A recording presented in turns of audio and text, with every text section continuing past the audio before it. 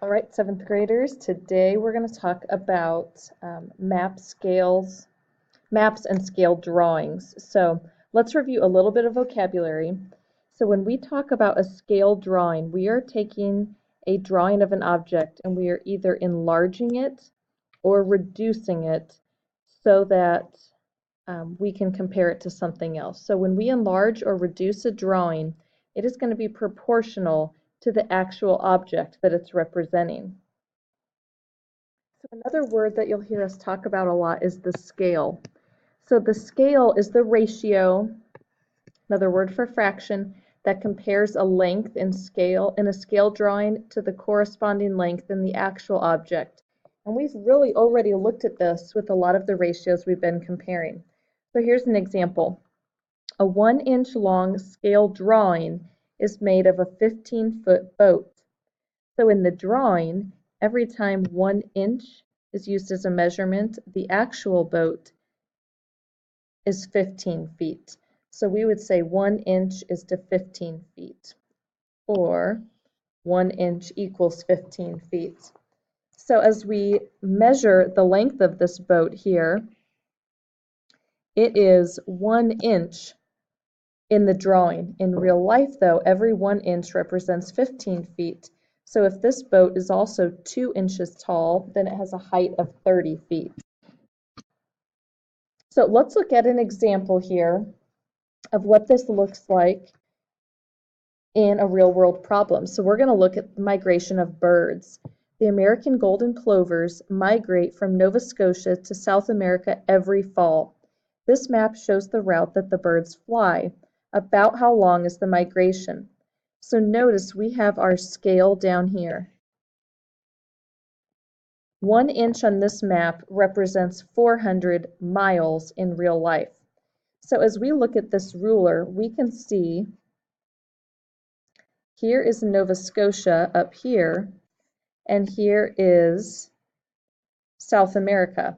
So as these birds are migrating, they are traveling south this distance.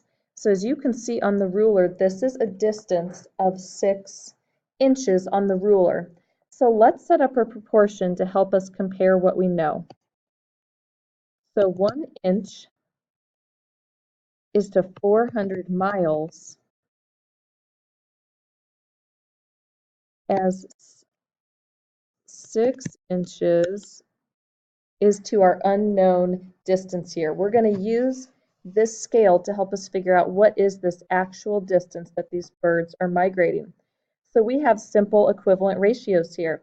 So we can look at this and say, okay, how do I turn 1 inch into 6 inches? And you are probably recognizing that 1 times 6 is 6. So whatever I do to the top of a ratio, I have to do to the bottom. So I'm also going to multiply by 6 on the bottom. And I know that 6 times 4 is 24. So 400 times 6 will be 2400. So these birds are actually traveling 2,400 miles. That is how long their migration is. All right, let's check out one for you to try. What is the actual distance between Jacksonville and Orlando? So let's take a look at what we already know. The first thing we need to figure out is the scale. I notice on this map I have a scale in the bottom left corner. 1 inch is to 110 miles. So we can use that as a proportion to help us. I know that 1 inch really represents 110 miles in real life. So an inch on the map is 110 miles. And we are trying to find the actual distance between Jacksonville and Orlando. Well, from Jacksonville up here down to Orlando, using my ruler, I have measured, oh look, it's a little more than an inch. So we need to figure out how much more than an inch.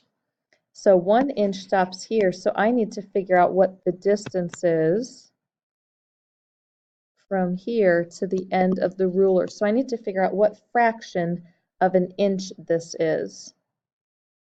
So as I look on my ruler before, I see that this would be 1/2 of an inch. So this would be 1/4 and 3/4. So this distance here must be 1/4 of an inch. So measuring from Jacksonville to Orlando on this ruler shows a distance in our scale of 1 1/4 inches. And we want to figure out what that equals in real life. So we're going to ask ourselves, how do I turn 1 inch into 1 1/4 inch? Well, I'm going to multiply 1 by 1 1/4.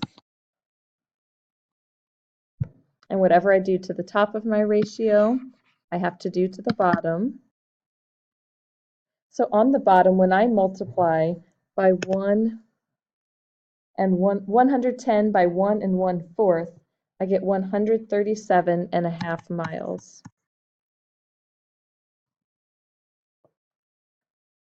So as I look at my answer choices, I know that probably the closest estimate would be letter C.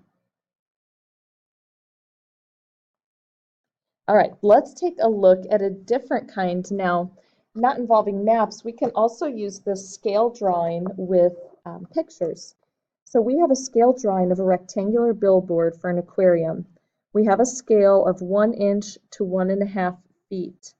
So in this case, I'm going to set up a proportion using that scale. So 1 inch is to 1 1/2 feet.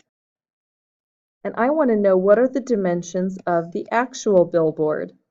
So I know in scale what they are, but I want to know what the dimensions of the actual billboard are. And then I'm going to use those dimensions to help me find the area of the actual billboard.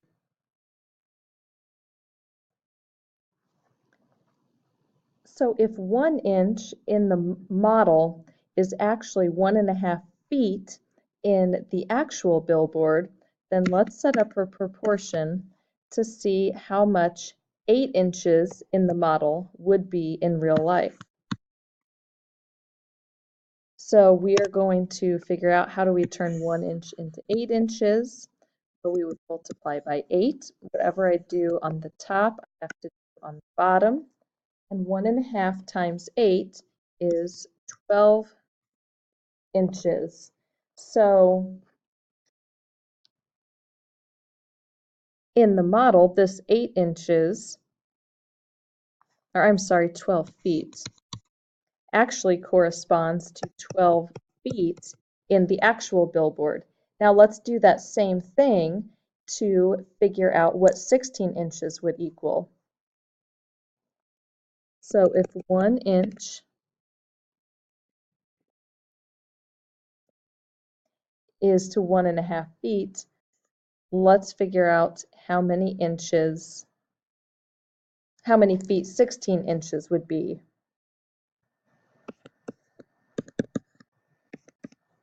So again, we're going to ask ourselves, how do I turn 1 into 16?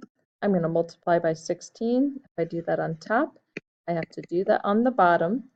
So 1 1/2 feet by 16 would be 24 feet. So the actual dimensions of our billboard are 12 feet by 24 feet. But we also need to use that information to help us find the area. So let's come up top here and review our formula for area of a rectangle is length times width. So I'm going to take these two dimensions then, and I am going to multiply them if I want to find the area of this billboard. So I'm going to take 12 feet times 24 feet. And 12 times 24 is 280 feet squared. Remember, area is always measured in square units. So our actual dimensions, 12 feet by 24 feet. And our area, 280 feet squared. Okay, last example here. Let's look at a state's driver's manual that shows a scale drawing of a rectangular parking sign. So the scale used is 1 inch to half a foot. And we want to know what is the area of the actual sign. So we're going to use our scale, 1 inch, 5/10 or half of a foot. And we are going to use that to help us find the area of the actual sign. So in this case, we're going to use our scale, and we know that the width of the sign is 2 inches. And we're going to use that to help us figure out the actual length in feet.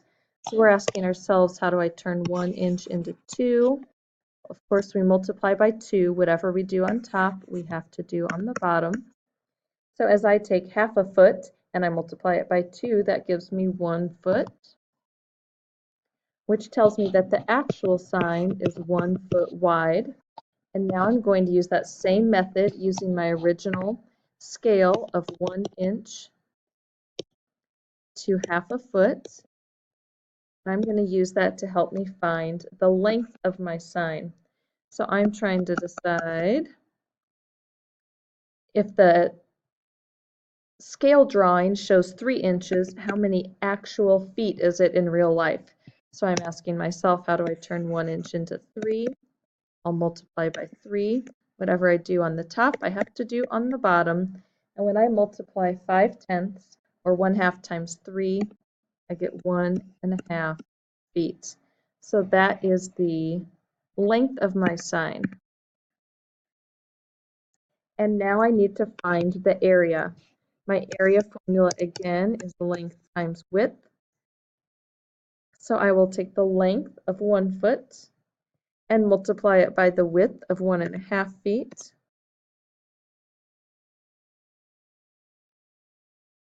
Which is 1 1/2 feet. And my units are always squared. 1 1/2 square feet would be the area of that sign. All right, it is your turn now to practice this concept on your homework page. Good luck, you guys.